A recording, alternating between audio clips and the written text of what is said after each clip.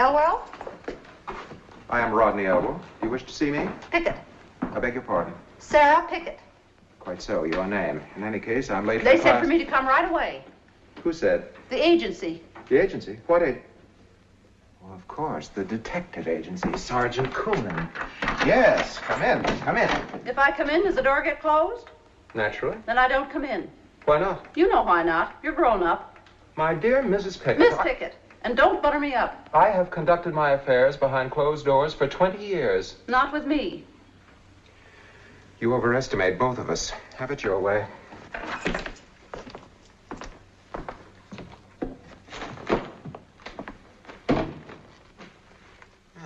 Yes, here we are. You are Rebecca Pickett, is that correct? Sarah Pickett. Quite so. Sarah. Rebecca Pickett is my grandma. Was your grandma? She still is. She's 103. Interesting. She's a liar. Possibly? 108 if she's a day. Probably. Miss Sarah Pickett, you were engaged some 15 years ago by one Noah Praetorius as his housekeeper? That's right. Where? Goose Creek, where I come from. Goose Creek. Goose Creek is a little village way downstate, is it not? Way back in the hills. And at that time, what was the profession of this Praetorius? He was a doc. A doc? He healed people. How? If I knew how, I'd be a doc myself. I mean, what were his methods of treatment? Well, some healers use one thing and some use another. But Doc Praetorius used them all. Once he'd give a powder, sometimes syrup, sometimes pills, sometimes a jab with a needle, and sometimes just talk. Just sit there and talk about a body's misery and talk a body into being well. Like working a miracle. Huh? A miracle worker, too, eh? Well, if my grandma isn't a miracle, what is? Your grandma? 4 times she lay down to die, and 4 times he talked her up on her feet. Told her she was going to live forever. Looks like he was right. Doc, healer, miracle worker, possible hypnotist. Check on narcotics administered. Now, Miss Pickett, are you completely certain that this man's name was Noah Praetorius? Would I make up a name like that? And is this Doc Praetorius by whom you were employed the same man as the famous Dr. Praetorius of this university and this city? Doc Praetorius was already as famous as you can get back in Goose Creek. He had people coming from miles around. But is he now the famous Dr. Praetorius? When you say doctor, do you mean school doctor, out of books? That is precisely what I mean. Can't say. For my part, I wouldn't get caught dead in a room with one of them. Miss Pickett, I am a school doctor out of books. That's one reason why the door is open. This man. Is he the healer? The miracle worker? Is this Doc Praetorius? That's him. Only he looked younger 15 years ago. We all did. Not me. We come now, Miss Pickett, to the most important subject of all.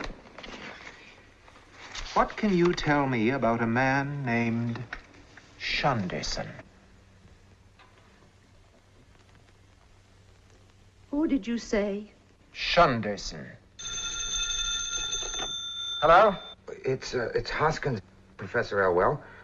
Well, in case perhaps, Professor Elwell, you'd forgotten, the class is still waiting. Oh, yes, Professor, of course. No, not at all. It's just that, well, Dr. Praetorius is also waiting to see you. Dr. Praetorius? To see me? Well, he'll have to wait, too. But not for long, eh, Miss Pickett? What's the matter with you? What's in this for me, Professor Elwell? I thought that Sergeant Coonan had made it quite clear. He said you wanted some information from me, but also that you were going to give me a job. That's right. What kind of a job? In the dissecting rooms, as sort of a housekeeper. What I want to know is, will the job be worth it? Will the job be worth what, Miss Pickett?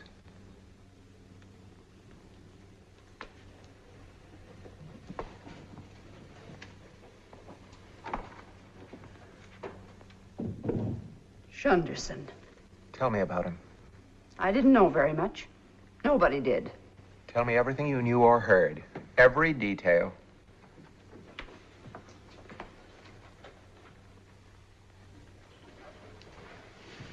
You're a professor, and it's hard to make you understand anything that ain't in a book. Well, most of what goes on in the world ain't in a book. Spare me your philosophy. What about Shundison?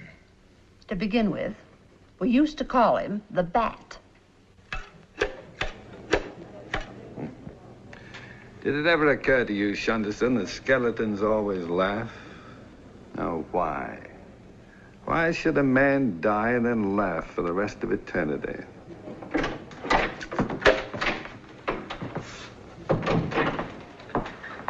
What news, Uriah? Oh, I've just spoken with Professor Elwell, Doctor. He regrets exceedingly that he is unavoidably detained. A meaningless phrase which could signify anything from oversleeping to being arrested for malpractice. I've never known the professor to be late before. He'd be the last to tolerate it than anyone else. Ah, it saddens me, Uriah. An unmistakable symptom of human weakness. Professor Elwell, of all men.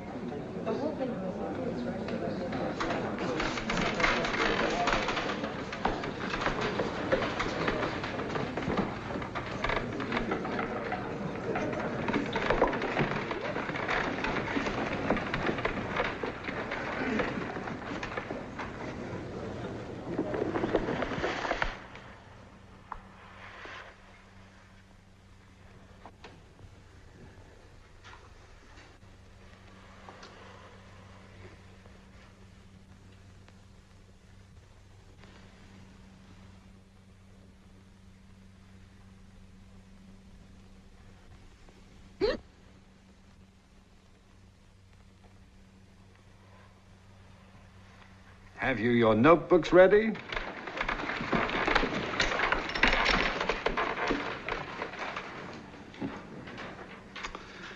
I would be quite unable to give the lecture you came to hear, and I'm not sure you should hear the lecture I'd like to give. Well, we want to hear anything you've got to say, Dr. Praetorius. That's very flattering, thank you. We thank you. The cadaver and I. A cadaver in a classroom. As students of medicine, it's important at the outset that you realize that a cadaver in a classroom is not a dead human being. I don't understand that, Doctor. Anatomy is more or less the study of the human body. The human body is not necessarily the human being. Here lies a cadaver. The fact that she was, not long ago, a living, warm, lovely young girl is of little consequence in this classroom.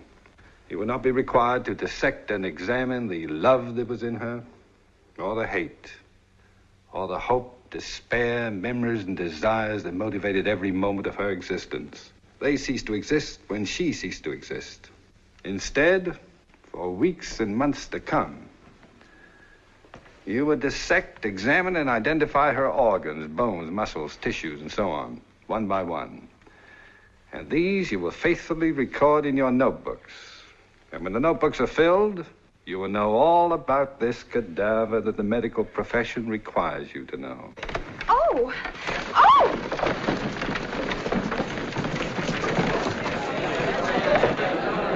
Get back. Get back. Get back. Don't touch her. Quiet down. Quiet down. The super cup scotch would know better than to crowd like this. Back up. Have you any idea why you fainted? Have you ever fainted before? How do you feel? Silly. I think you better tell a doctor about this. There may be a reason. Can you get up now? Good.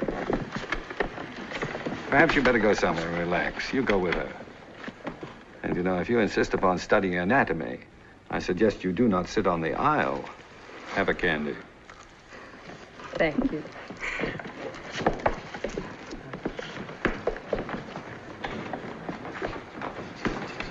Oh, you're not leaving, Doctor. Yes, you are. And please give my thanks to Professor Elwell for the use of the hall. It's been fun. Oh, I can't understand his not being here. It's most unusual. It's an unusual world, Uriah.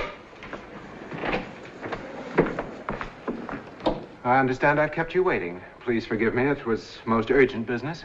My business, on the other hand, was the idlest of curiosity. You were going to let me know about a tumor you'd found. Ah, yes. A malignant dysgerminoma. Professor Elwell, you are the only man I know who can say malignant the way other people say bingo. A malignant dysgerminoma. Good day, Professor Elwell. Good day.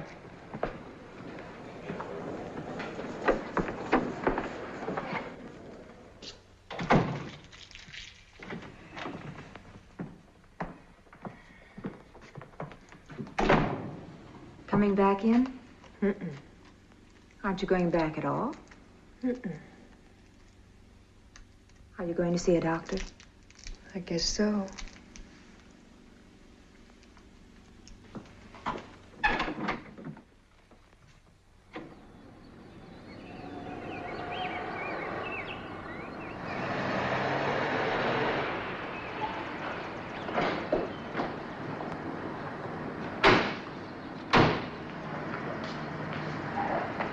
Good morning, Dr. Praetorius. Good morning.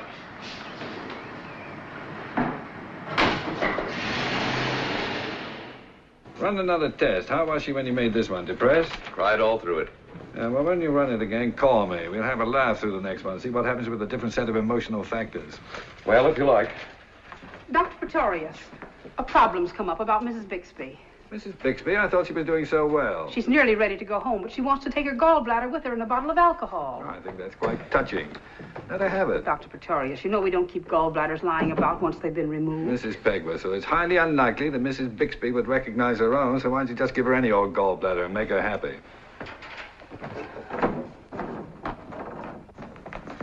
Doctor, unless all of the patients are served breakfast at the same time, I cannot operate the kitchen with our present personnel. Then hire more people to work in the kitchen. But it is common practice in Miss hospitals. Fillmore, in my clinic, no patient shall be wakened from a health-giving sleep and forced to eat breakfast at a time which pleases the culinary union. But in the interest of good economy. Bad therapy is never good economy. If you must economize, do it in the doctor's dining room. And I will not have all the patients bathed at the stroke of a gong for the convenience of the nurses. One of the reasons for my founding this clinic is a firm conviction that patients are sick people, not inmates. Of course, Dr. Praetorius.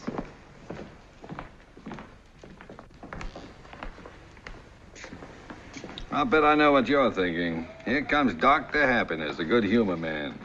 If he tries to cheer me up or help me, I'll hit him with an ice bag, right? Wrong. Not that I blame you. One of the few places of being sick is the right to feel good and miserable, and don't let any doctor tell you differently. I was thinking, it's not much fun when you get to be old. Oh, it's even less fun if you don't get to be old. I want to die. You'd like that, wouldn't you? Just lie around in a coffin all day with nothing to do. How was last night? Just fine, Doctor. Well, if we have another good night tonight, maybe tomorrow morning we'll go back into surgery and take another look. Doctor, does it hurt when you die? Not a bit. Where'd you get that idea? They tell me there's so much pain. Oh. Did anyone who actually died ever tell you that? Of course not. Well, there you see. All this silly gossip about dying. You know, I nearly died once. When I was a kid. The doctors gave me up for lost. The nerve of some doctors giving people up for lost as though they'd found them in the first place. Anyway, I was dying, and I was in a coma. You know how it felt? No, how? It was winter at the time. And I felt as if I was flying very slowly in a sled high up in the sky. And the world below was covered in snow and ice and bitter cold. But I was warm and cozy in the back of the sled, wrapped in an ermine blanket. And then I came out of the coma. I came back to life. How'd you feel? Awful. I had a splitting headache and I vomited for 3 days. I've never felt as good being alive as I did when I was dying. You certainly make dying a pleasure, Dr. Praetorius. Well, we'll keep that our little secret, shall we? I wouldn't want that to get around.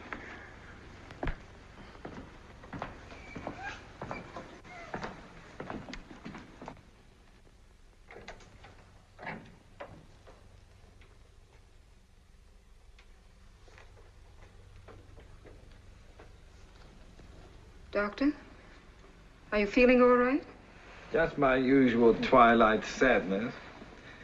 Did it ever strike you that days die pretty much the way people do?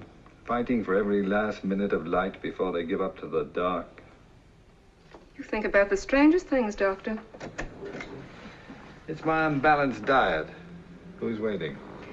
Just one patient left, Mrs. Higgins. She was in earlier today. You had Dr. Beecham run a test and told her to come back. Here's the laboratory report. Thank you. Well, the day will die on a happy note at any rate. Have Mrs. Higgins come in. Mrs. Higgins?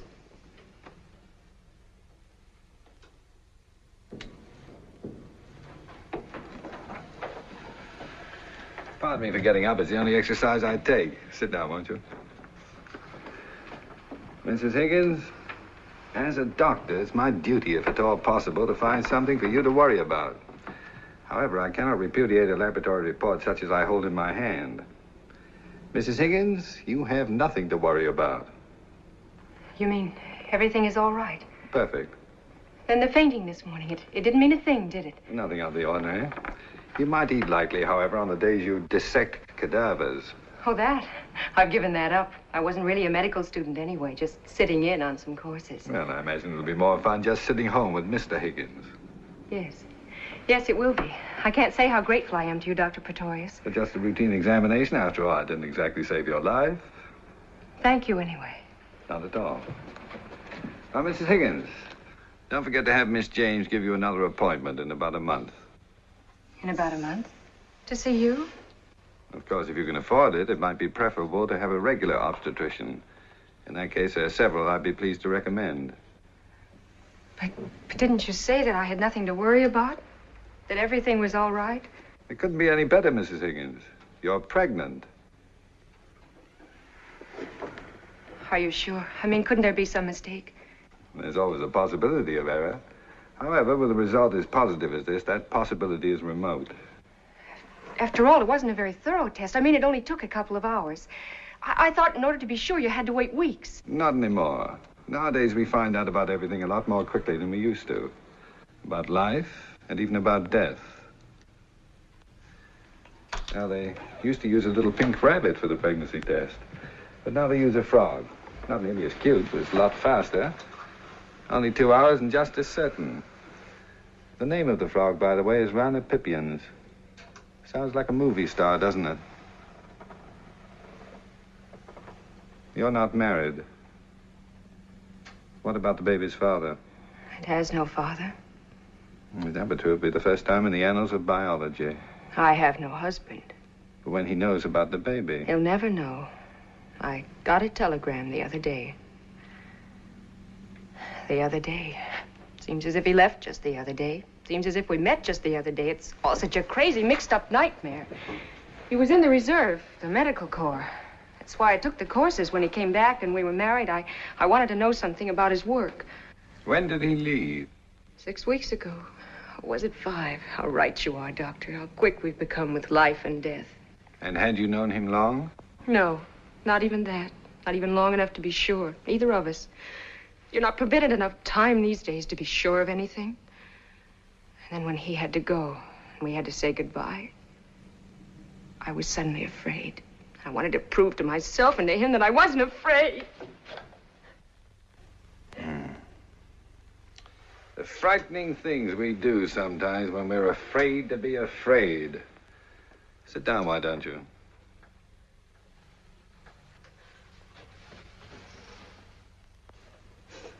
What are you afraid of now? I'm not. Then stop behaving as if fear was something to be ashamed of. Stop being such a pompous know-it-all. You don't even know what I'm crying about. Do you? Yes. Miss Higgins. I can't call you Miss Higgins. What's your first name? Deborah. Blow your nose. There's tissue in the top drawer. No, here. Well, I can't speak with as much assurance as I usually do because you just called me a pompous know-it-all. I'm sorry. Don't be. I do get pompous. But I'm really not a know-it-all. As a matter of fact, right now I'm confused. By what? Well, it seems to me that if you were crying because of the father of your baby, the time for you to cry would have been when you thought you weren't pregnant. Not now that you know you are. Isn't that so? So, he isn't the reason. No, he isn't. Then were you crying because you're afraid for yourself? Afraid of what people will say? No. You sure? Society has a strict set of rules about that sort of thing. The bylaws of our social corporation. You violated Section A, Article 1. That can bring heavy penalties up to and including expulsion. You really think I'm a coward, don't you? Are you? No. Which brings us to the party of the third part, the baby. Are you crying because of the baby? You can't say there won't be time enough for you to love your baby. And if you're a good mother, to have it love you. It is the baby you're afraid of. In a way. Don't you want it? Of course I do, but I can't have it. I just can't have it. Why not? Why not, Deborah? You couldn't understand. I could try.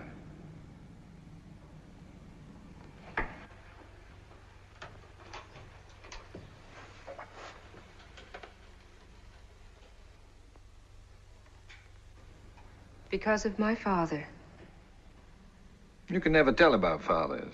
They can be suddenly understanding at the most unexpected times. He's the most understanding and most gentle man in the world. Well, then? I'm all he's got. If he knew about this, it would kill him. Oh. Well, if you're all he's got, then the baby will give him just that much more. He couldn't live if he knew.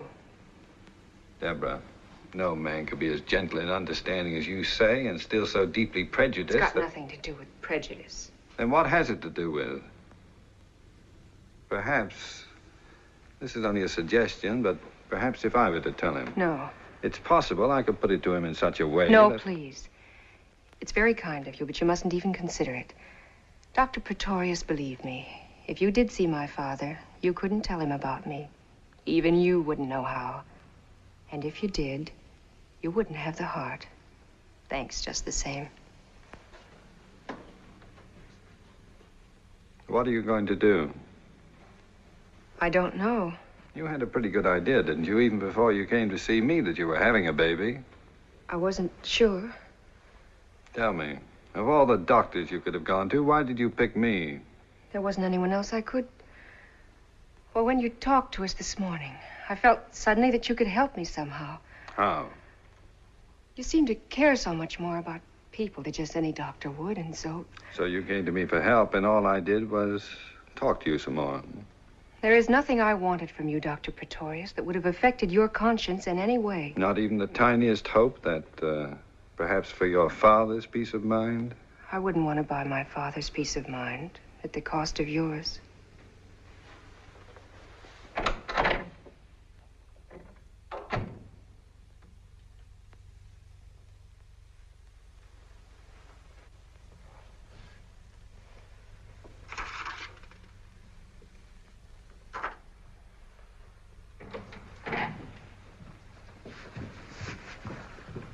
Did Miss Higgins make another appointment? Miss Higgins? Sorry, I meant Mrs. Higgins, of course. No, Doctor. She left without saying a word. Sometimes, Shunderson, it seems to me that half the women who come in here want babies they can't have, and that the other half... She's old enough to know what she's doing, and to take what's coming to her. I never want to hear you say anything as idiotic and heartless as that again. But, Doctor, For one thing, you're a nurse, and for another, you're a woman. I'm ashamed of both of you.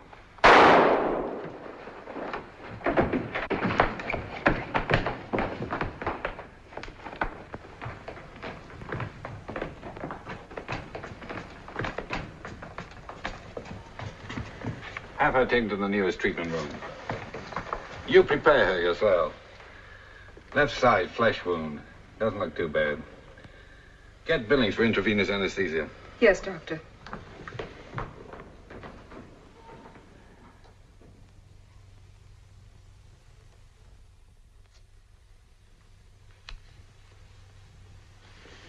Thank you, Billings.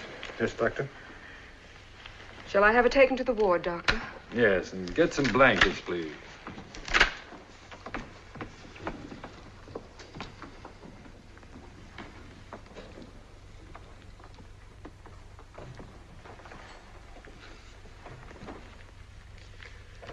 Is it bad? It's a good thing most people haven't the foggiest notion where the heart is actually located. She didn't even come close. Why'd she try to kill herself? I imagine, Shunderson, that when people need help the most, it must sometimes seem as if they're all alone in the world. Isn't that true? Then she'll try it again. She's still all alone.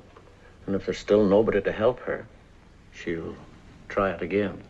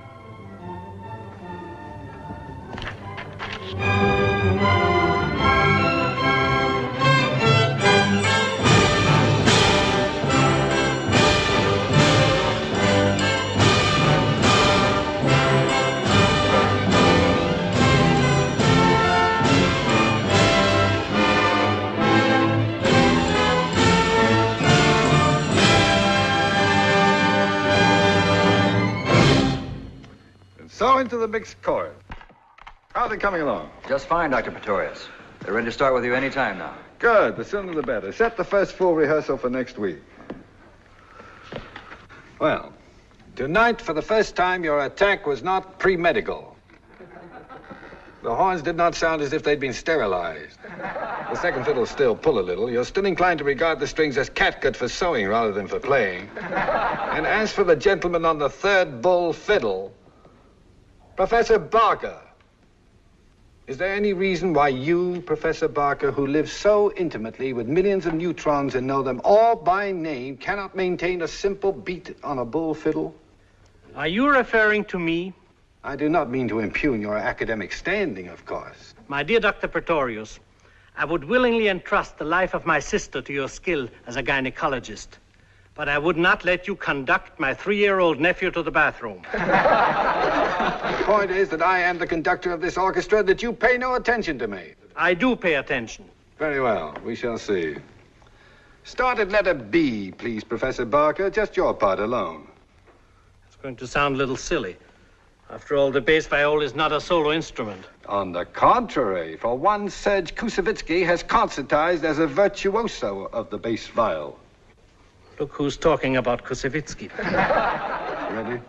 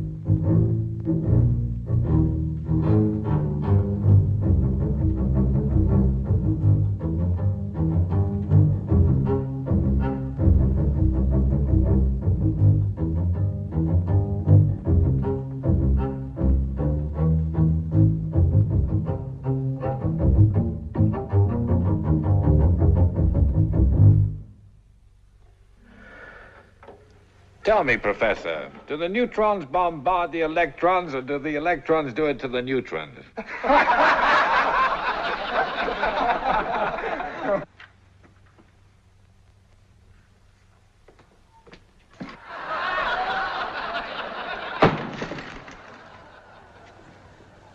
Same time next week. Thank you and good night, all. Oh, man. I'm glad with you.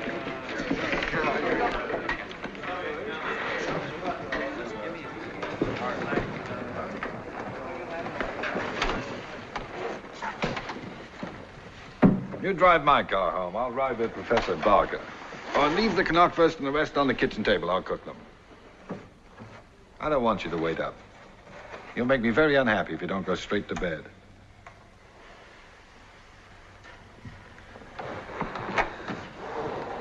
He gets up before I do and won't go to bed till I'm asleep. I keep forgetting he can't stand these long hours anymore. Noah, there's something I want to talk to you about. Here and now? Well, it's fresh on my mind. Just for a minute. Sit down.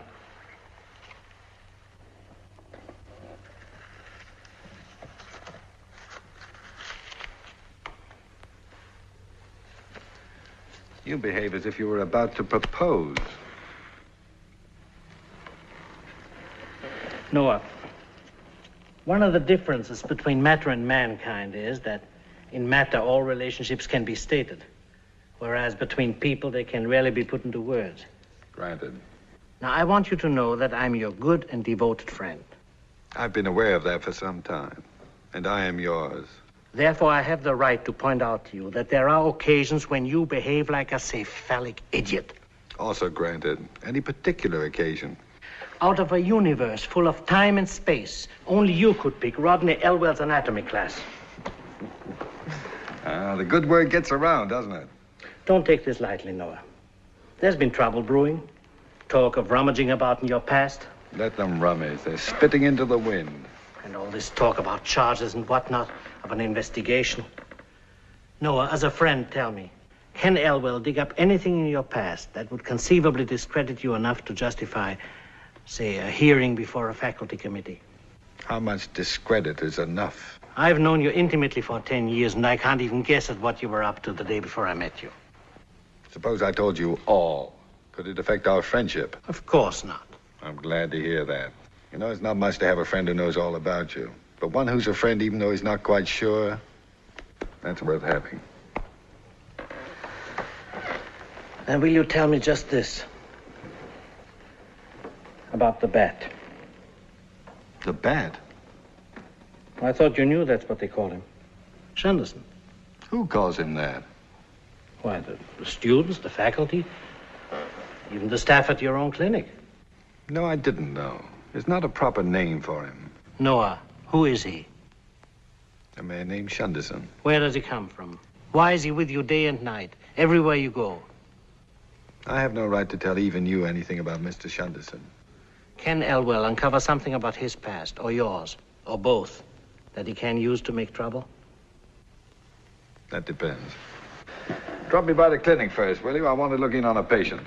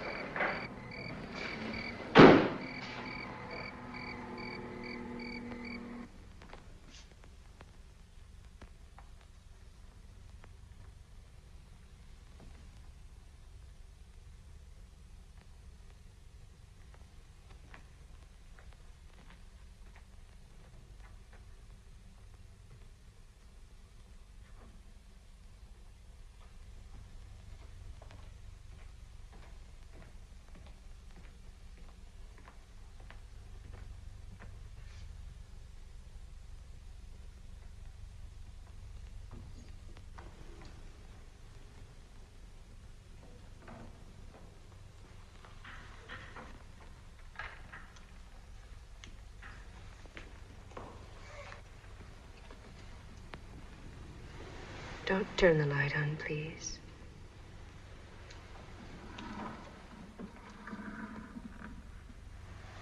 You've been crying again. That doesn't necessarily follow. Well, that's a pretty good guess when a woman wants the light kept off.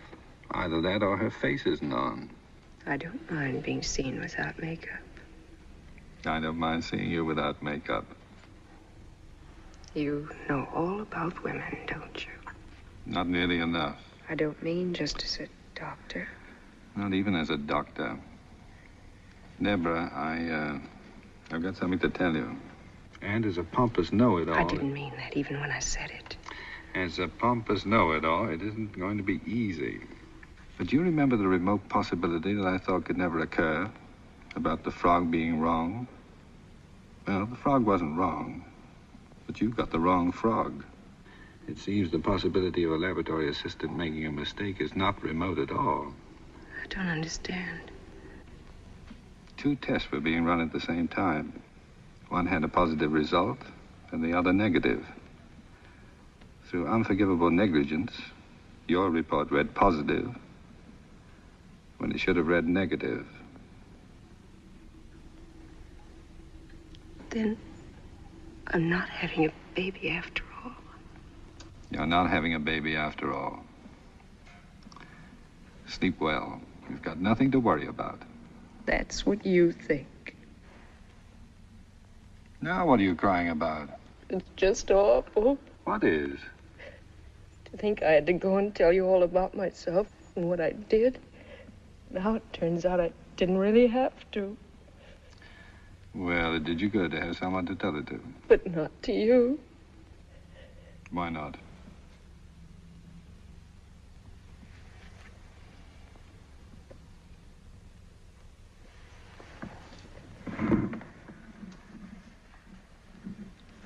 I'll see you in the morning, Deborah. Dr. Praetorius, Hmm? are all your patients women? Almost. Guess they all fall in love with you. Not all of them. Just most. Not even most. Good night.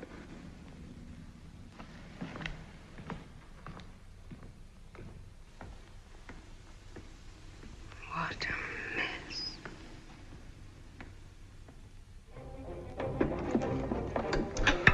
Why do you have to stop by the clinic? Anything interesting? A physician respects the confidence of his patients and does not discuss them with anyone. How true, how true. Was it the young girl who tried to shoot herself? Mm-hmm. Why? Because of an unpremeditated baby. Her condition pretty bad? Better than yours on the whole, just a superficial flesh wound. Then why drive all the way up to the clinic to see her? I wanted to tell her she was not pregnant. Lost the baby, huh? Was it shock or when she fell? She's as pregnant now as she ever was. And why in the name of good sense tell her that she isn't? Pregnancy, my dear boy, is not a state of the mind. Here, get me some more Mankiewicz. 2 reasons. One, to get her a good night's sleep. And the second, to keep her from trying it again until I can find her father and talk with him. What has her father got to do with it? Well, she has an unshakable conviction that the knowledge of what she has done will kill her. You intend to talk him into clicking his heels with joy over the situation? I intend to convince him either to be compassionate about it or to convince her that her father will survive her disgrace and that her chief responsibility is to the baby. Noah. Yeah? Has it ever occurred to you, aside from certain medical considerations, that most of this is none of your business? Thanks. No? What is my business? To diagnose the physical ailments of human beings and to cure them. Wrong. My business is to make sick people well. There's a vast difference between curing an ailment and making a sick person well. We won't go into that. I'm too tired.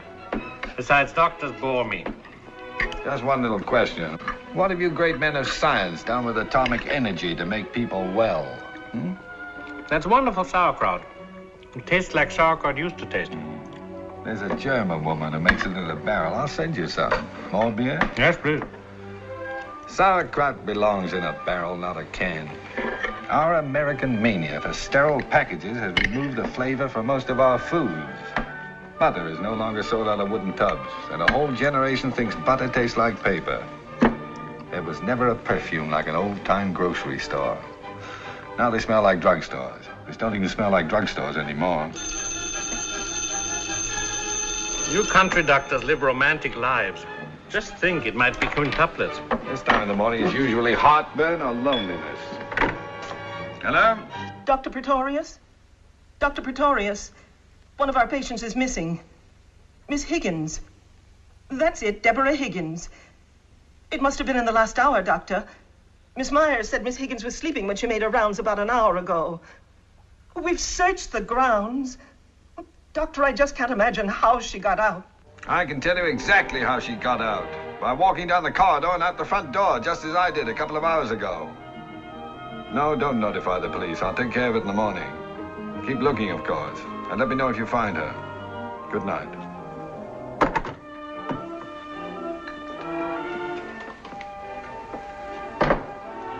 Who flew the coop? The young lady we were discussing? Yeah. Why would she run away? I don't know. But I've got to find her. I should think so. It seems you've got some important information about her that she hasn't got.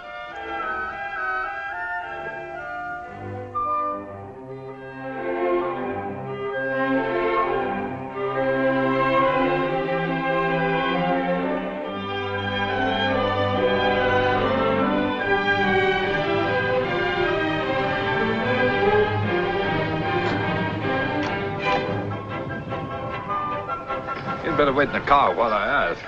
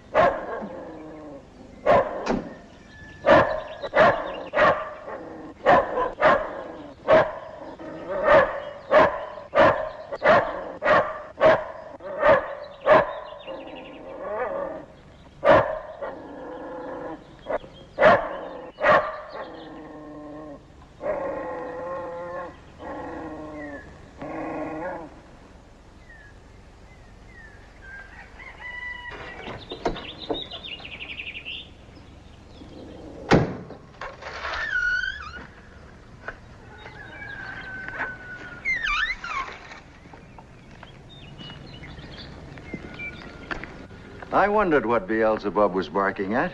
Beelzebub. Beasts like that are usually called pals. I call him Beelzebub because he's an evil dog. Well, I am delighted to meet someone courageous enough not to love all dogs. My name is Praetorius. Dr. Praetorius, this is a pleasure. I'm Arthur Higgins.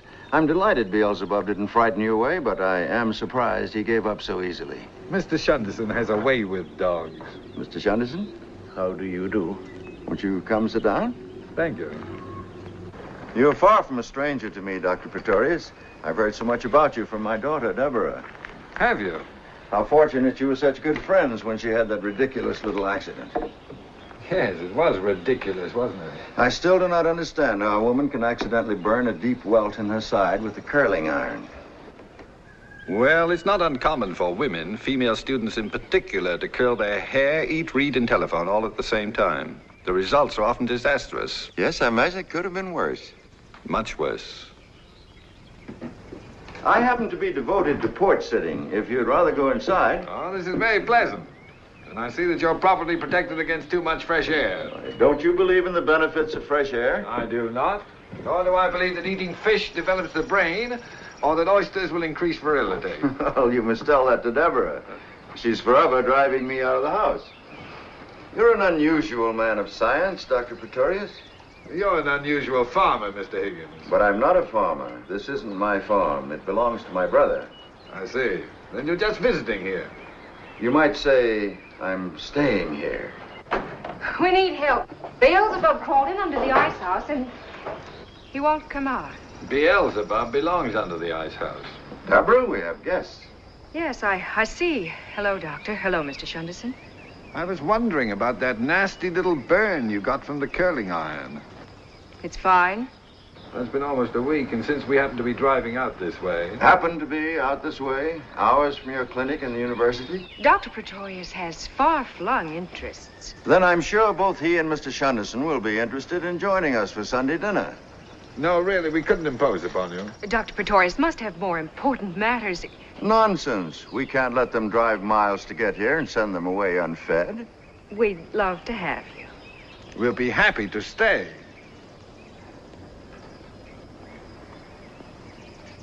I'll tell Bella.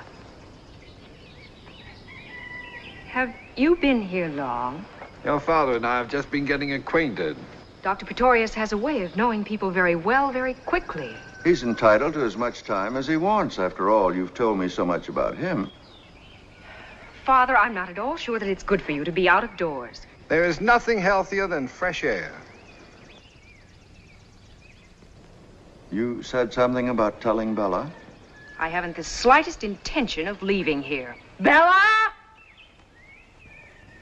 It seems also that Deborah has told me a great deal about you, Mr. Higgins. There wasn't much to know, was there? The number of accomplishments in my life, Doctor, is one. Deborah.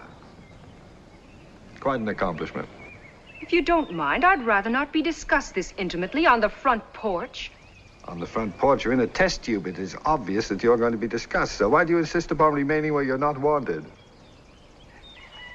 Well, why should you want to discuss me? There's nothing to discuss, is there?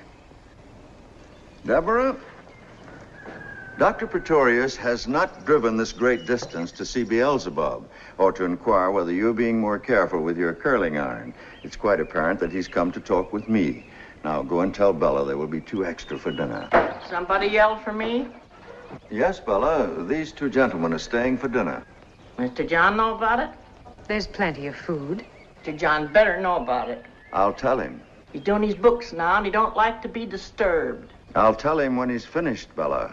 Well, I'll put 2 plates on anyway. You left the peas half done. I'll be right in. I would like to help. Oh, Mr. Shunderson. Really, it isn't necessary. Don't let him. It's a good idea. He'll be of great help.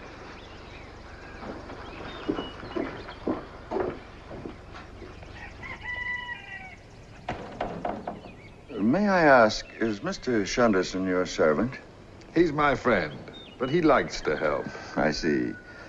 Dr. Praetorius, I referred a moment ago to Deborah as the only accomplishment of my life. I'm sure you were being modest. Oh, she's more than my only accomplishment. Quite simply, she's my only contact with and reason for what is sometimes described as life. If you'll permit a rather lurid analogy, Deborah is my heartbeat. Mr. Higgins, please don't feel that you have to tell me anything. No, I want to tell you about myself for just a moment. I can't say what makes me want to. Perhaps it was Bella's rudeness. Perhaps because I think of you already as a friend. Have you got a match? No. I smoke too much anyway. The Mr. John Bella seems so concerned about is my brother. He owns this farm. He owns the food I invited you to share, the beds we sleep in, the clothes we wear, Deborah's tuition, and the tobacco in my pipe. The pipe is mine. I have other possessions, some scrapbooks, thin volume of poetry, mine too. It was published, but didn't sell, of course. And Deborah, and the memory of my wife. I wondered about her. She died when Deborah was very little in London. That's where Deborah was born. What were you doing in London? I did the same thing, Dr. Praetorius, in most of the major cities of the world. I failed miserably at whatever it was I tried to do. We haven't any matches. What? Oh, it's become a nervous habit, I guess. My brother John never left this farm, physically, mentally, spiritually, or in any other fashion. I don't imagine John's been more than 100 miles from this porch in any given direction. When you left the farm, what did you set out to be? Nothing in particular, except to be as far from here as possible. I remained both throughout my life, far from here and nothing in particular. I was an indifferent journalist, a minor poet, an ineffective teacher, a wretched businessman, unable to provide properly for my wife and child, and then not even for just my child. When my heart gave way, it seemed to me that my functions had achieved a unanimous failure. And so I applied to my brother for permission to return here with Deborah as a complete dependent, which I am in every sense of the word, including being listed as such in his income tax report. And now, if you'll excuse me, I'll ask John about dinner. Perhaps it would be better if you didn't. Please, I'd consider it a favor. Would you like to come inside? No, I'll stay out here for another minute.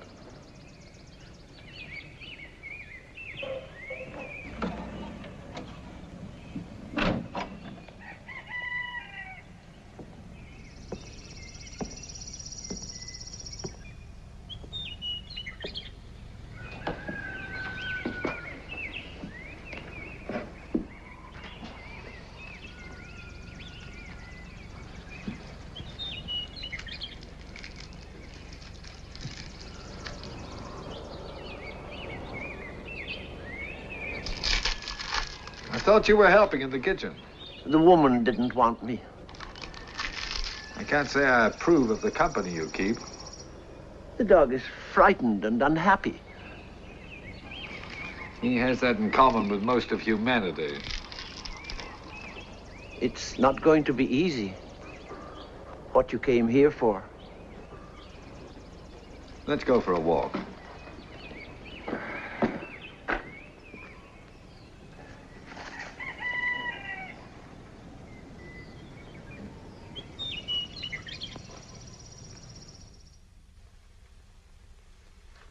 Sunday ain't Sunday without chicken. Two things I guess I did every Sunday in my life. Go to church and eat chicken. Don't you ever eat chicken on a weekday? Only on Sundays. But if you like chicken so much, why don't you eat it more often? Because I only eat it on Sundays. Uncle John lives according to a very strict schedule. Two things I live by, the good book and the calendar. I got a day's work to do every day in the year. I take care of my work, and the good book takes care of me. Then you do the same thing every day of every year, is that it? Just like the cows and horses and vegetables. That's right. That's what the good Lord and old Mother Nature put us here for, to do the job they set out for us. Oh. Well, I can't speak for the good Lord, of course, but I know a little about old Mother Nature. If old Mother Nature had her way, there wouldn't be a human being alive. How do you mean that? I mean, among other things, that old Mother Nature tries to destroy us periodically by means of pestilence, disease, and disaster. That's why the human race has been at war with old Mother Nature ever since it became the human race. What do you mean, became the human race? Is that what you teach? No, and I'm not really a teacher. That merely happens to be my opinion. You make a lot of money? John, really, I don't think you... I don't mind telling him. Yes, Mr. Higgins, I make a lot of money as a doctor. But then I'm one of the few fortunate ones. I'll say. We got one here in town, works night and day. Hasn't got a red cent. If you had a teacher here in town, he'd be a little worse off than even your doctor. But then the government doesn't pay them for the patients they don't treat or the children they don't teach. Oh, you mean like I get paid for not growing some crops? I never could figure that one out. But then, never asked too many questions about it. Never look a gift horse in the mouth. You? I never look any horse in the mouth. Well, I'm going back to working on my books. Then I'm going to sleep a while till it's time for my radio programs. Off my schedule today, income tax. I ain't complaining, though. Got more deductions than I thought. Doc, do you mind if I put you and your friend down as a couple of feed salesmen? Flattered. Just don't call me Doc. That way I deduct the whole dinner. Every little bit helps. I write it all down in a book. Most of my equipment don't cost me a thing, writing it off year by year. What's it called, Arthur? Depletion and depreciation. Yeah, that's it. Means it's running down. Don't work so good as it did. One thing about teachers and writers and such, they have less bother with their income tax than farmers and oil well owners. That's so? Why? Because their equipment is talent and a highly developed mind. And when they run down and don't work so good as they did, the depletion and depreciation can't be written off their income tax. See what I mean? What's so smart about them? Don't play the radio loud while I'm sleeping, Arthur. No, John.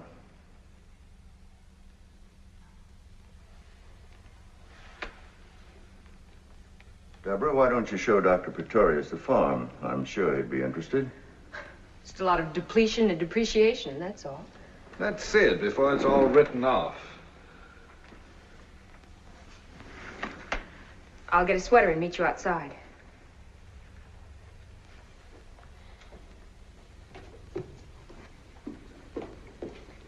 How old were you when you learned to walk? I did pretty well by the time I was 4. When did you leave the farm? I was 16. It couldn't have taken you 12 years to make up your mind. You enjoy music, Mr. Shenderson? More than anything.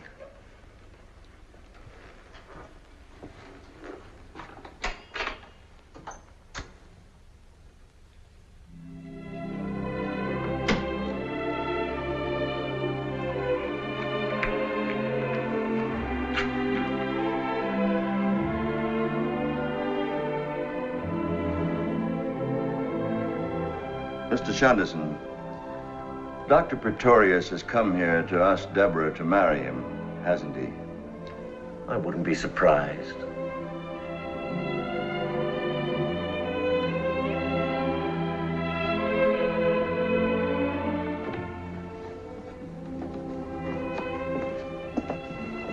This, as you see, is the dairy. The cows are out in the pasture. Doing the job the good Lord gave them. Uncle has 8 cows. That's far more milk, butter, and cheese than what we need.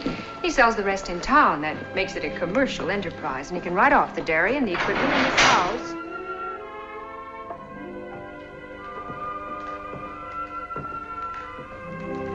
I think I like the dairy best of all. It's certainly spotless, isn't it? The Board of Health is very strict about that. Where'd you hide Bella when they come around? Under the ice house? Down here. This room is for the separator and things. I'd stay out of there if I were you. You might get caught in a room with a dead end.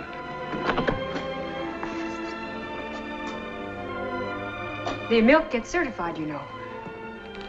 According to the amount of butter fat in it. Why did you run away from the clinic? And this, of course, is the separator, where the cream gets separated from the milk. Why did you run away? It works by centrifugal action. It used to be done by just skimming it off. But the cream, being lighter than the milk, rises to the surface. Deborah. Because I had to. Why? I had to, that's all. Why? Because. Why? I had reasons. What? They were private and personal. I don't have to tell you everything. Why?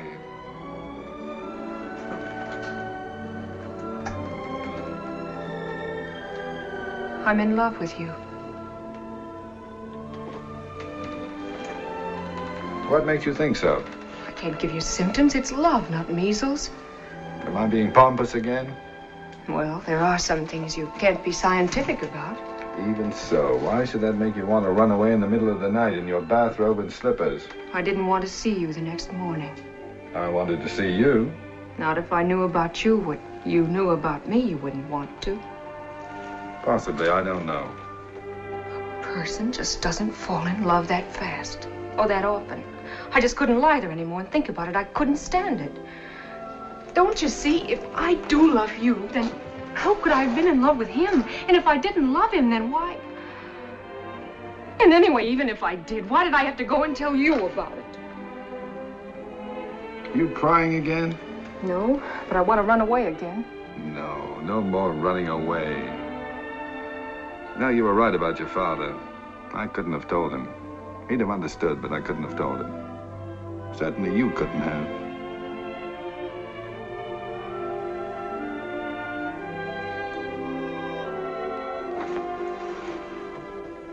Now you tell me something.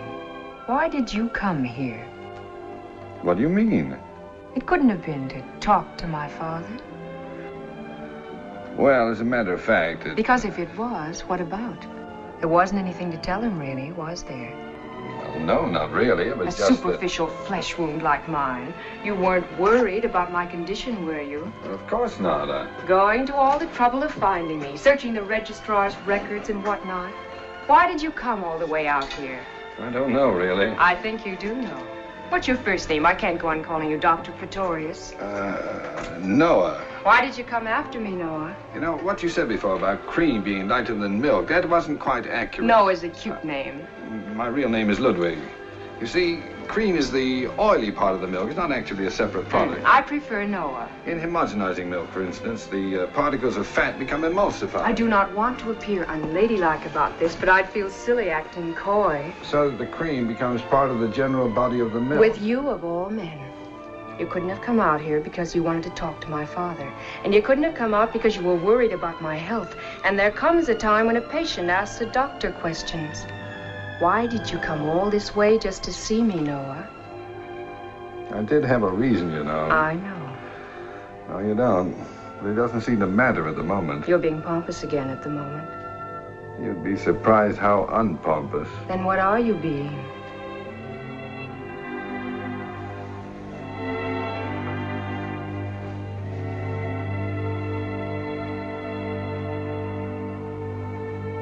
Well, things do have a way of happening, don't they? Old Mother Nature. Old Mother Nature knows best.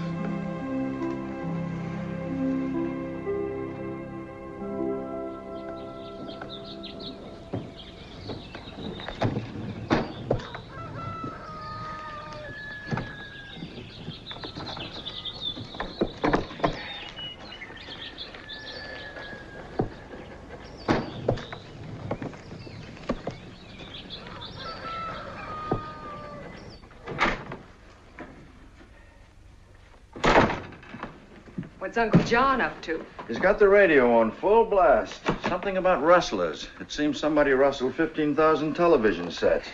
Here, use this.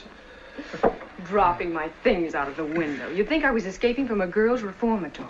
There is no reason why we can't just walk out the front door. It's more fun this way.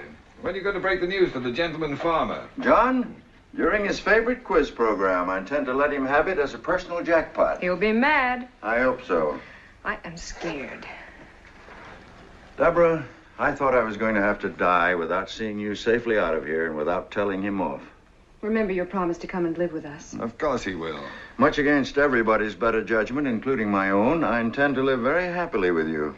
I'm still scared. There's nothing that John can do to either of us. Oh, she's not scared of John. She's scared of me. Pompous know-it-all. It just so happens that what I'm afraid of is that you don't really want to marry me and that I won't make you a good enough wife. In the first place, I'm not in the habit of marrying women I don't really want to marry. His first name isn't Noah, you know. It's Ludwig. And in the second place, a woman has yet to be born who doesn't in her heart believe she'll make her husband a much better wife than he has any possible right to expect. I just don't want to get married tonight. I don't want a long engagement, but can't I even have one day? We'll be married in New York. That takes 3 days. All right?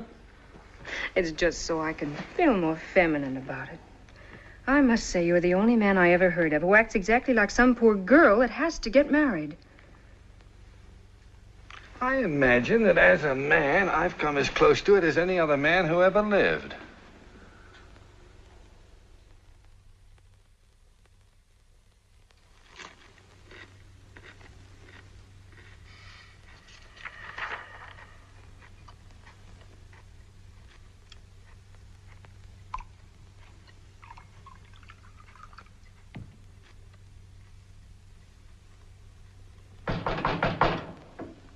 Come in. I got it, Professor. Sergeant Coonan. I got your man.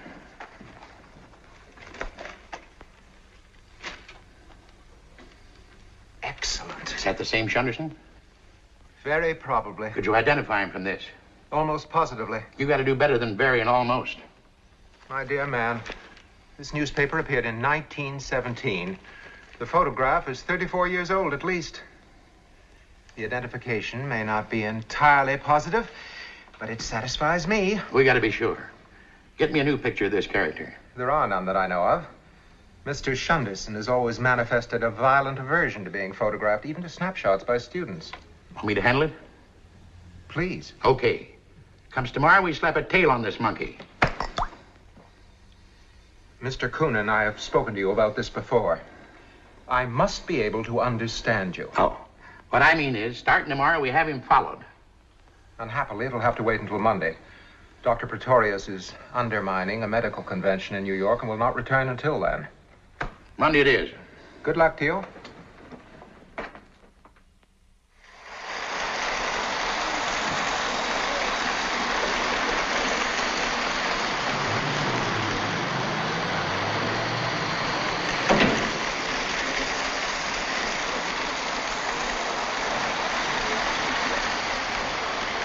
May I be of service to you, madam? Yes, you may. I want to buy an electric train outfit. Very fancy and very elaborate. It's for a birthday. Oh, I'm sure we can find something nice. May I ask how old is the boy? 41. He'll be 42 tomorrow.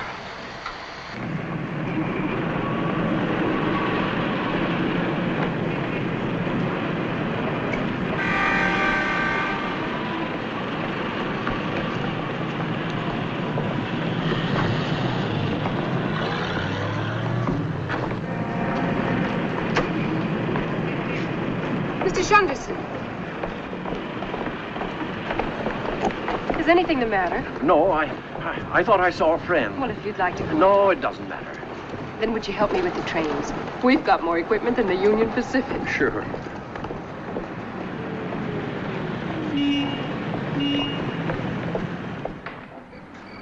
Good night, Dr. Victoria. Good night. Good night, Doctor. Good night.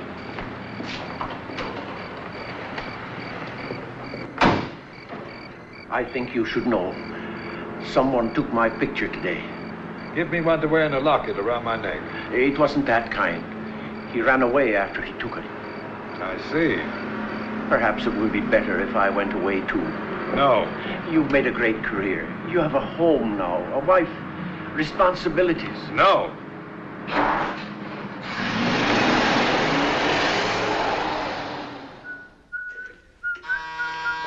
Want me to answer, Mrs. Praetorius? Oh, don't bother, Anna. Mr. Shunderson's somewhere out front. He'll get it.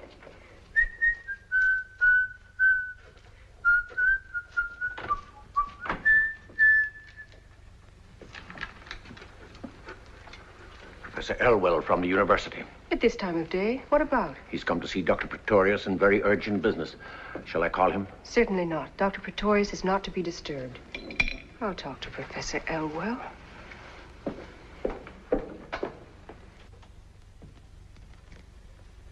Good evening, Professor Elwell. Mrs. Praetorius? This is indeed an honor.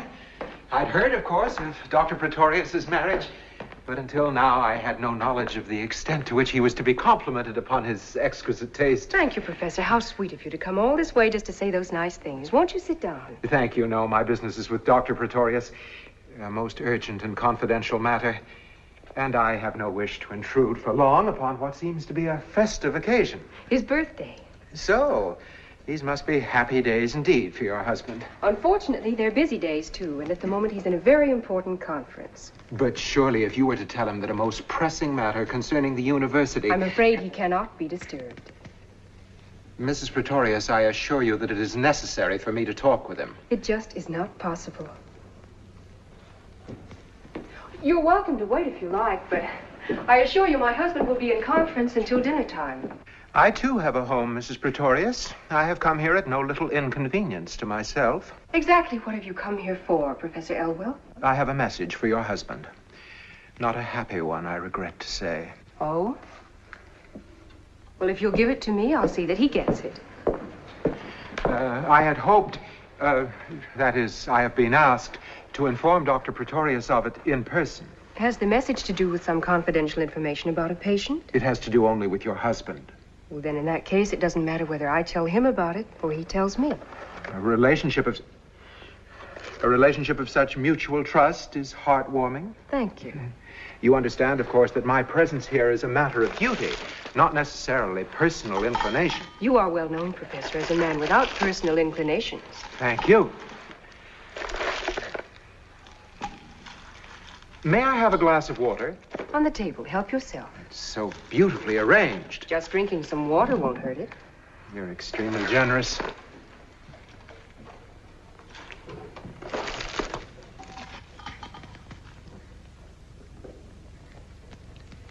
Mrs. Praetorius, there have been for some time now persistent, but obviously unreliable rumors about your husband.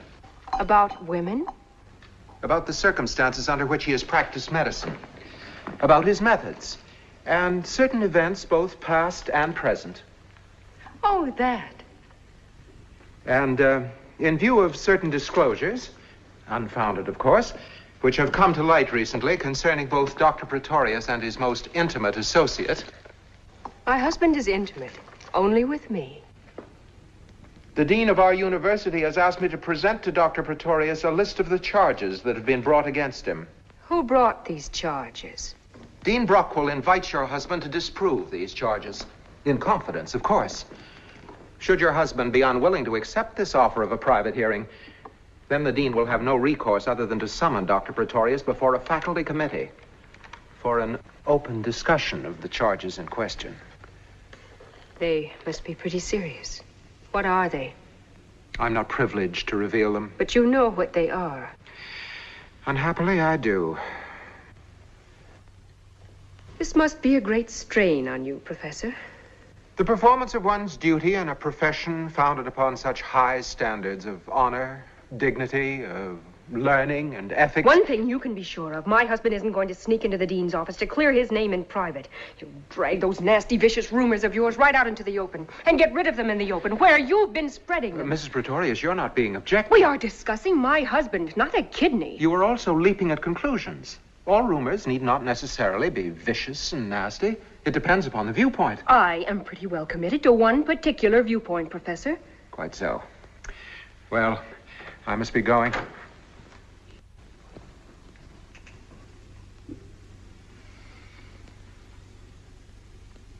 I admire your courage and faith. Most women would be perhaps apprehensive. Most women are not married to my husband. True. Whatever he did for good and sufficient reason, even if it turns out he murdered somebody.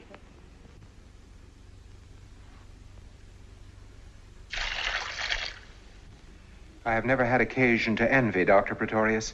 May I say that I envy him you? You have that right under the Constitution of the United States. Will you show the professor to the door, Mr. Shunderson? He's leaving.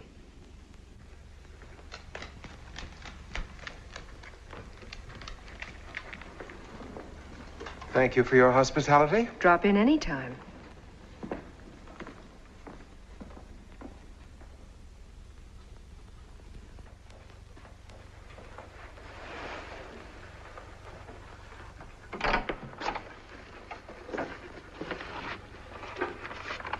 Give this to the miracle man.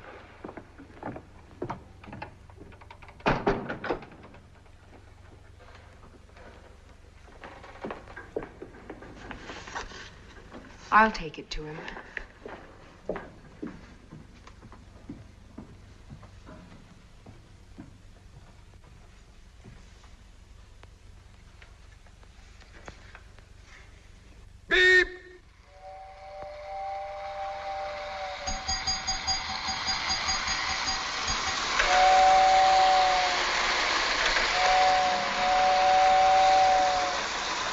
Beep, beep.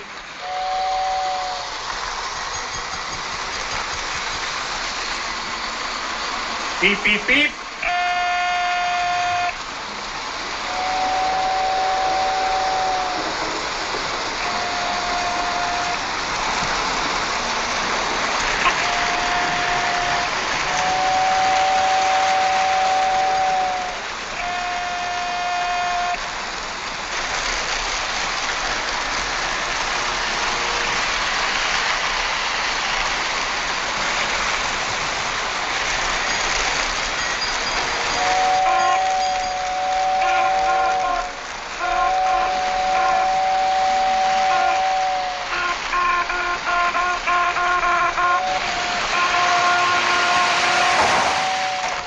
What was that?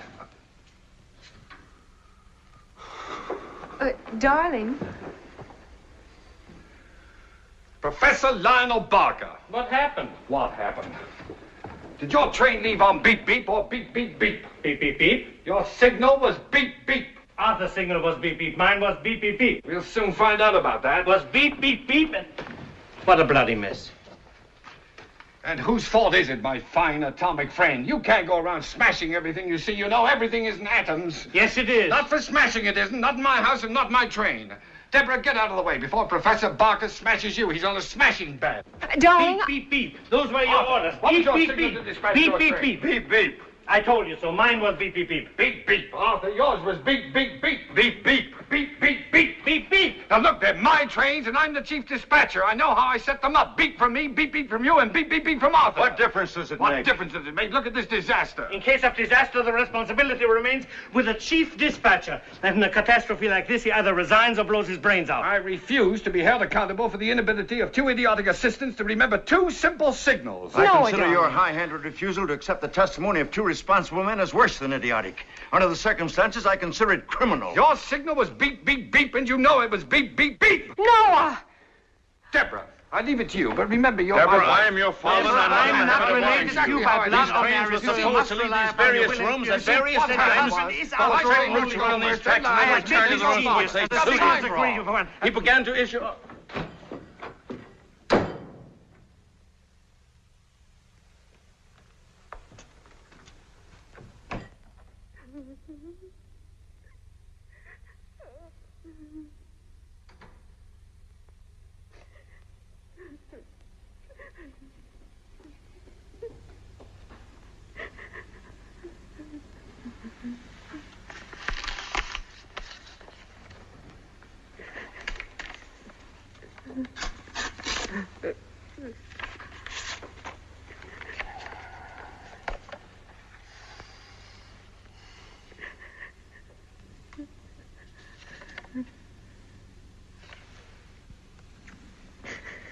Is this what you're crying about? Then what? It's just that I love you so much, and I went and put all those candles on that cake when you're really only 9 years old. According to this document, I am not the picture of childish innocence you imagine me to be. Do you want to read it? No. Do you want me to tell you about it? Not if you think you shouldn't. Not if you think you shouldn't. Is a phrase used exclusively by women who assume a man's guilt without having the guts to come out and say so. Nothing could be less important to me than this whole business of rumors and charges against you. That's my girl. Just a minute. Oh, just from the type of men who attack you, anybody'd know you were innocent. Anybody with half an eye. You haven't done anything you shouldn't have you, Noah? Many times. But not as a doctor. Don't let it worry you. I won't. Noah, does it seem to you that I cry a lot? Truthfully, darling, there's never been anything like it since the little Dutch boy took his finger out of the dike. He never took it out. That's what killed him. Pompous know-it-all. I never used to cry at all, you know. Oh, if I bump my head, something like that. But now the least little thing that happens, I start to bawl. Why do you suppose it is? Why do you suppose it is? Well, I get upset so easily these days, and I used to be, well, if anything, sort of calm, even placid about things. What did you say the name of that frog was? What frog? The one that gets pregnant in 2 hours. The frog doesn't get pregnant, darling. It just shows certain indications. Well, I'm beginning to show certain indications. Anyway, I think I am. I feel so silly talking to you about it. No, I understand. It's the kind of thing you'd rather discuss with a doctor. I don't pretend to be an expert about such things, but I've always thought I was a fairly normal adult young lady who knew roughly what every fairly normal adult young lady should know. Right now, I feel like a kind of idiot Elsie Dinsmore. What seems to be your problem, Mrs. Praetorius? I'm confused. I can't figure anything out. I'm all mixed up. Heaven knows, after all I've been through these past few weeks, I've got a right to be, but not this mixed up, not this confused. Married exactly 2 weeks and 3 days. Noah, darling, forgive me for being little Nell from the country about this, but is it possible that I could be having a baby already? Little Nell, Elsie Dinsmore, or Catherine the Great. It is entirely possible. Well, if it's possible, then you should be the first to know. It is also probable. Do you mind? Comes the dawn, I'll stand on that windowsill and crow. Comes the dawn next December, you'll be walking the floor with it. Next September. December, dear. September. Now you're getting mixed up. This is April. December. September. My dear Dr. Praetorius, unless they've changed the rules about how long it takes, or unless there's a new way to count, I make it December. Oh, there's nothing wrong with the way you're counting. You're just not starting back far enough. Well, how can I possibly start any farther back than... No. Oh, no.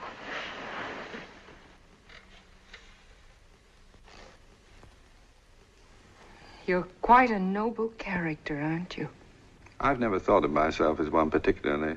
No, really. I mean, I've heard of doctors who were self-sacrificing and unselfish, but apparently there's no limit to yours. Deborah, you couldn't be more wrong. Were you that afraid I'd kill myself? How afraid is that afraid? Afraid enough to marry me, to keep me from it? Is it conceivable to you that I would? It seems obvious, doesn't it? You mean that as a doctor, I was faced by a situation which I could only meet by marrying you? That I did it as a remedy? Deborah, as you know, I believe in using any form of therapy that will make people well. But it would be highly impractical to make marrying my patients a standard form of treatment. Why did you marry me? Because I was in love with you. Is that why you came to the farm? To ask me to marry you? No. Not consciously, at any rate. Let's not mess with the unconscious right now. We've got enough conscious trouble to worry about.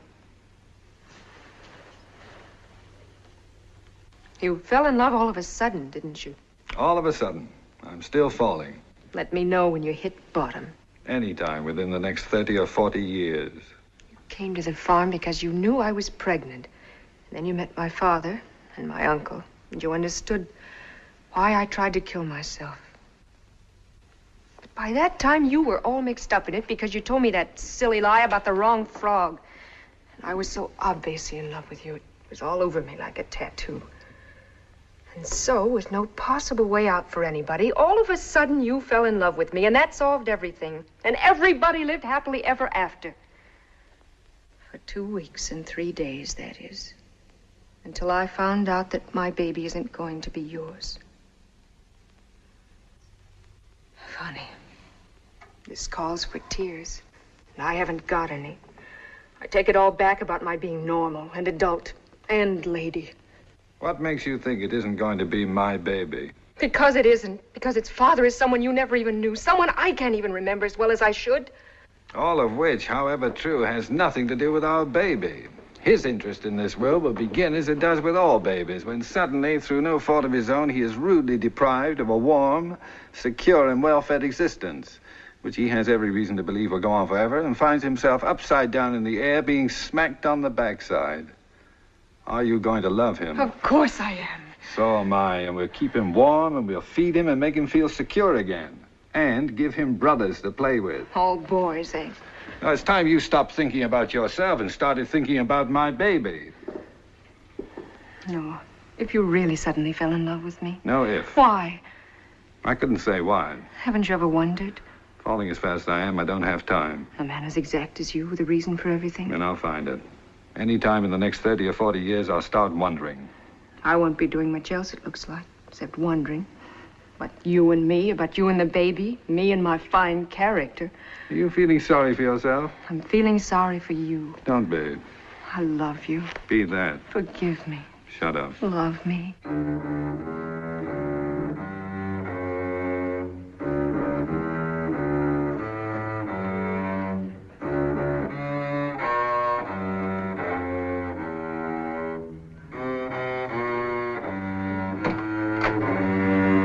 Dinner is served. I have forbidden you to bring that disgusting echo chamber into my house.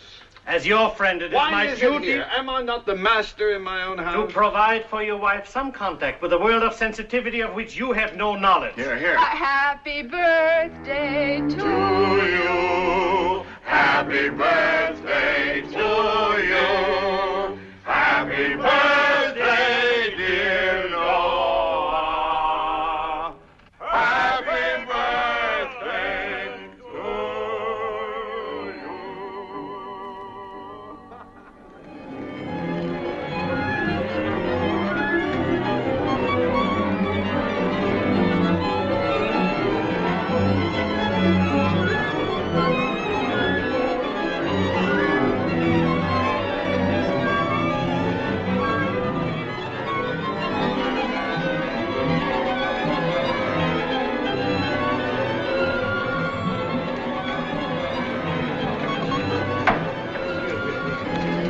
Excuse me. Sorry. Pardon me. Lionel, Oh, I'm late. the hearing must have started. Why aren't you there? No, not yet, but in a second. Now, you mustn't be nervous. There's nothing to be worried about. Just see to it that they get it over with quickly. Such nonsense. May I?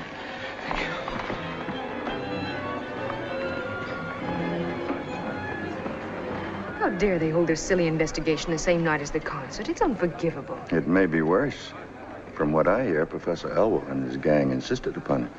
They consider it unlikely that Noah will conduct if the hearing goes against him. The reasons for it could then hardly be kept confidential. The hearing will not go against him. And besides, Noah would conduct on his way to be hanged.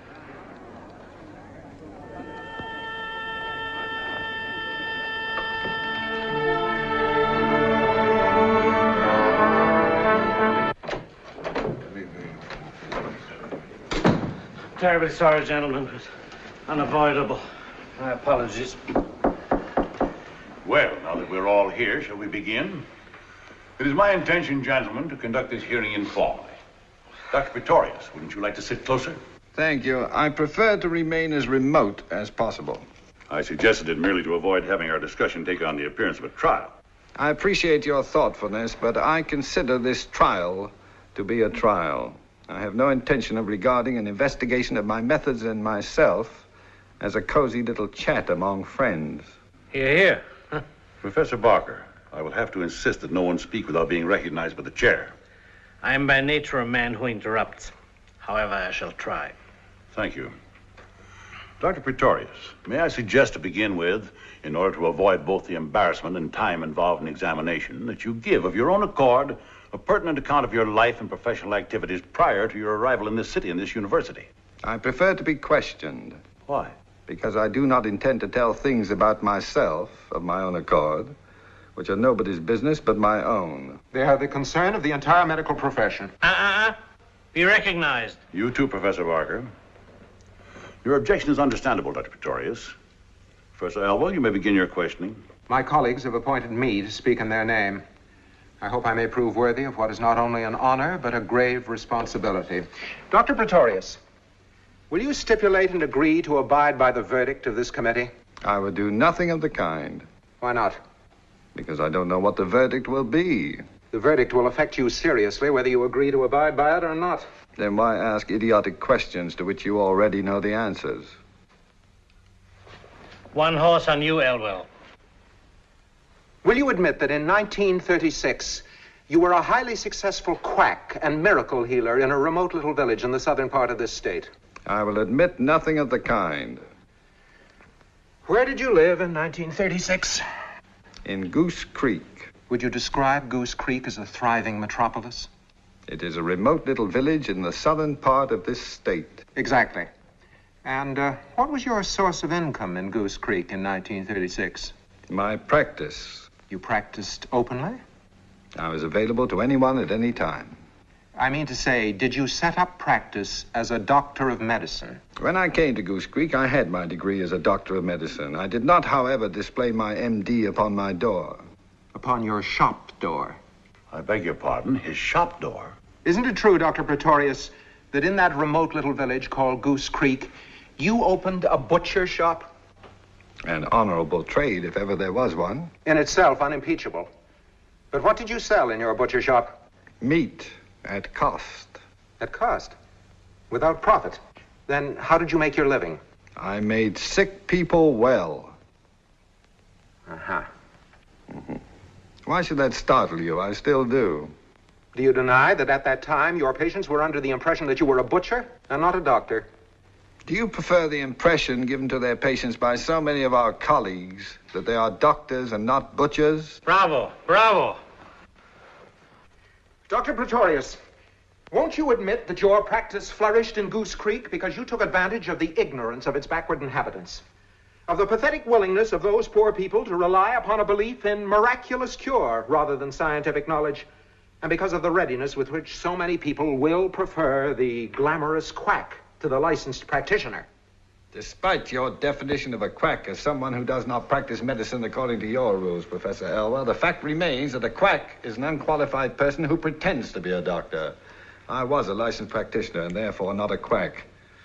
And as to the willingness of those so-called ignorant and backward people to rely upon the curative powers of faith and possibly miracles too, I consider faith properly injected into a patient as effective in maintaining life as adrenaline, and a belief in miracles has been the difference between living and dying as often as any surgeon's scalpel. That is not the issue under discussion. It is precisely the issue.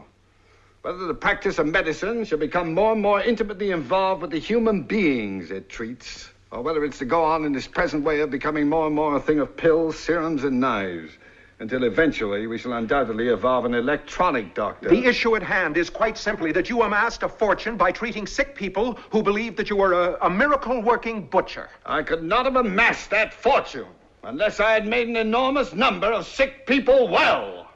All this folderol, as I see it, has got nothing to do with the ethics and honor of our profession. It has everything to do with envy of one man's genius for healing the sick, of his use of remedies you can't prescribe, buy in bottles, or apply with a knife. Call Praetorius a psychiatrist, high priest, voodoo, medicine man, witch doctor, anything you like.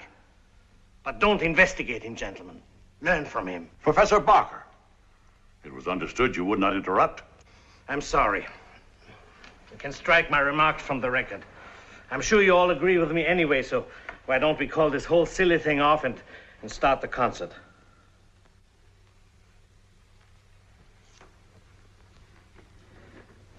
It would interest me, Dr. Praetorius, to know why you ever left this lucrative practice in Goose Creek, and under what circumstances. I'd always intended to leave when I'd acquired enough money to start a clinic of my own. As it turned out, I left a little sooner than I'd planned. You see, I'd fired my housekeeper. She was falsifying my grocery bills and splitting the money with the grocer. Unfortunately, she had previously discovered my medical diploma in a bottom drawer of my desk. In revenge for being fired, she let it be known around Goose Creek that I was not a butcher at all, but a licensed MD. I was confronted by a crowd of angry townspeople and forced to admit the truth. I narrowly escaped being run out of town on a rail. Any more questions, Professor Elwell? A great many more, thank you.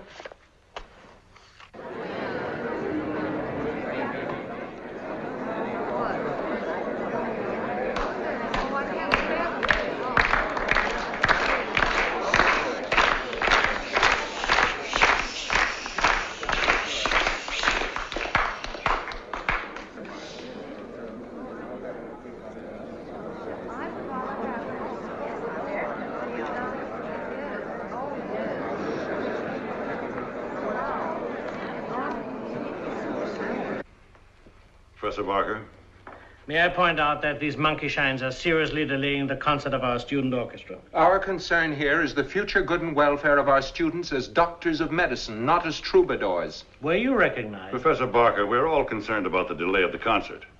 The fact that this hearing conflicts with it is a most unfortunate coincidence. You don't believe that any more than I do. Continue, Professor Elbow.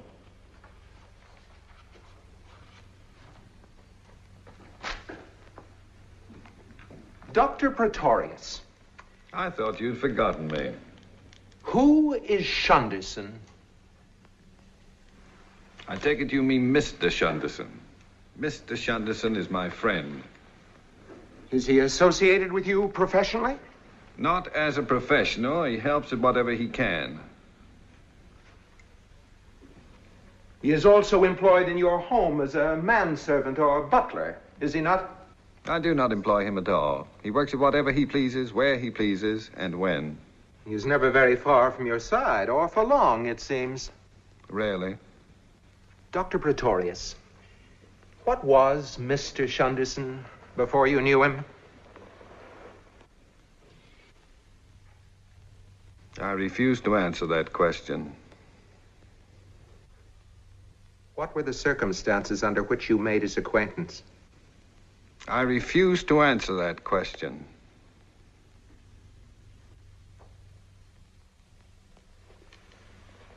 You have always evidenced a remarkable tolerance for this strange and mysterious man. His qualifications have been questioned. His blundering and slow-wittedness have caused complaint, and yet you have protected him at all times to the fullest extent of your authority.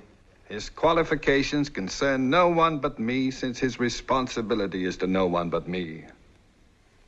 As to his so-called blundering and so-called slow-wittedness, perhaps I overlook them because I know the reason for them. And is the reason of so delicate a nature that you cannot divulge it even here? I have no right to divulge it anywhere. May I suggest to you then, Dr. Praetorius, that your refusal to divulge it is not out of loyalty to Mr. Shunderson, but is due to some unsavory and dishonorable coercion upon you, because the reason, which has been so delicately characterized here, has to do simply with Mr. Shunderson having been a convicted murderer.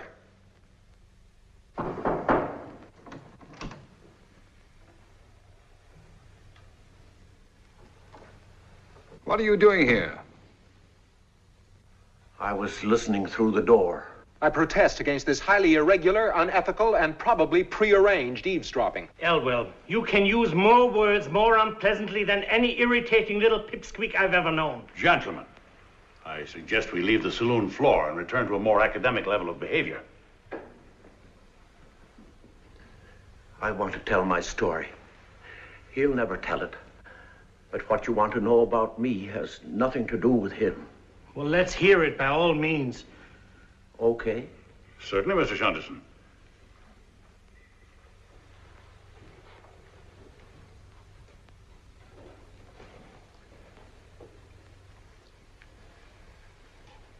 Okay.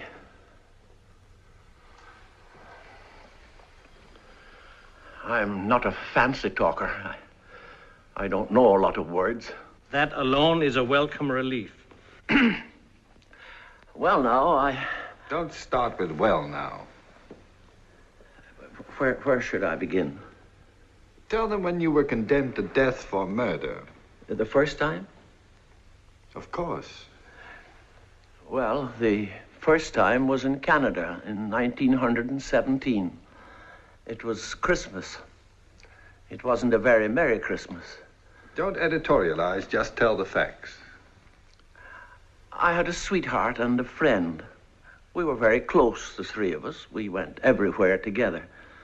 Well, this one time we went mountain climbing. My sweetheart couldn't climb very high, so she stayed behind at a hotel while my friend and I went on. We didn't get very far before we started to argue.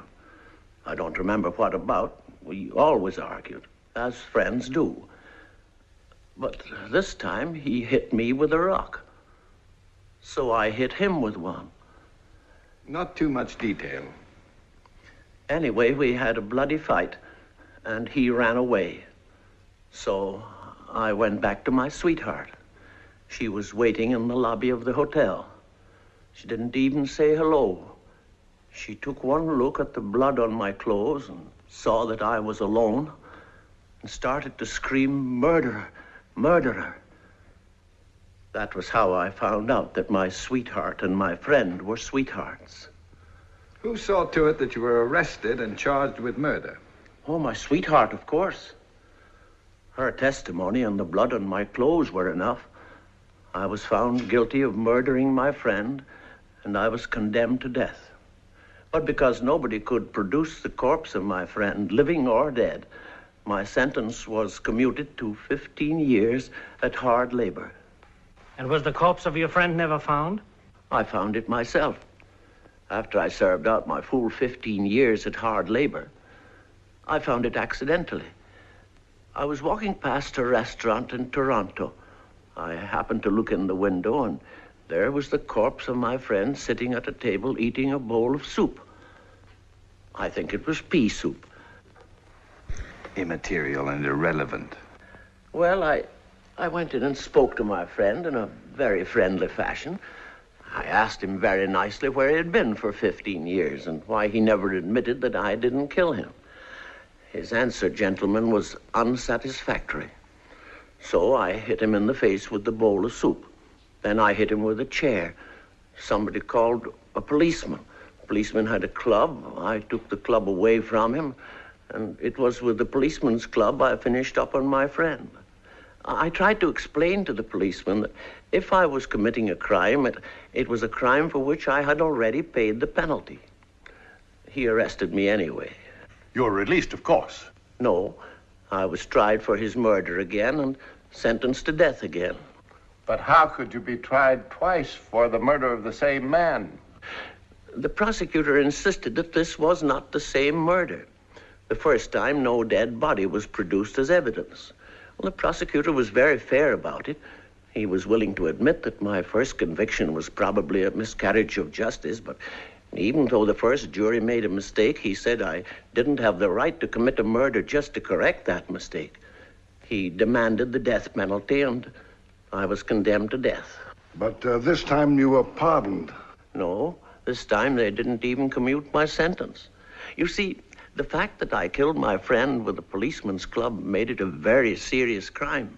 Then, will you tell us, Mr. Shunderson, how did you manage to escape? I didn't escape. Well, what happened to get you out of it? Nothing. I was executed. Executed? This is absurd. It was on the morning of the 29th of February, 1932. A leap year. It was a gray and rainy morning. The hangman put the noose around my neck. And then we had to wait because some official forgot his glasses. They held an umbrella over me so I wouldn't get wet. Then the official's glasses came. He read something. The minister prayed. I closed my eyes and thought of my mother. The floor went out from under me, and that was that. I must protest against this fantastic and childish assault upon our intelligence. You be quiet. Then what happened? The next thing I felt was a finger with a rubber glove on it. It was in my mouth, pressing down on my tongue. I bit it, and somebody yelled. I opened my eyes, and that was the first time I saw Dr. Praetorius. Only he wasn't a doctor then, just a medical student. I think I can make this next part of the story clear to you. At the time all this happened, I was just finishing my studies as a medical student. I was also keeping company, as they say, with a young lady who happened to be the hangman's daughter. Both the hangman and his daughter were generous and sympathetic. The hangman, in particular, was sympathetic to my desire as a student of anatomy to have a cadaver of my own. Well, knowing that Mr. Shunderson's body would go unclaimed, because certainly no one was ever more alone in this world than poor Mr. Shunderson was, the hangman managed to send it to me immediately after the hanging, along with a sweet note from his daughter. I was delighted, of course. But not for long. I soon found out that Mr. Shunderson was still alive. You must have been furious. He told me his story. We put some pig iron in the cheap wooden coffin that he'd arrived in, and had it buried in a charity graveyard. From that day on, he has never left me. And I think it is understandable that from time to time he may seem a little confused and perhaps even a little dull-witted.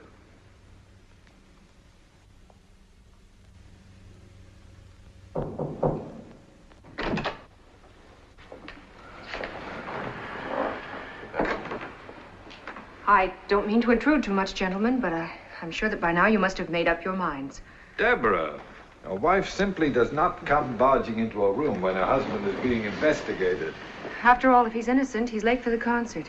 And if he isn't, well, he'd better start conducting anyway, because he may have to earn his living at it. I am of the opinion the hearing is at an end. Do you agree, Professor Elwell?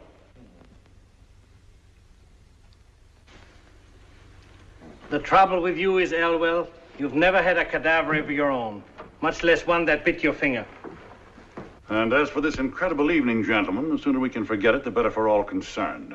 And I think we've held up the concert far too long.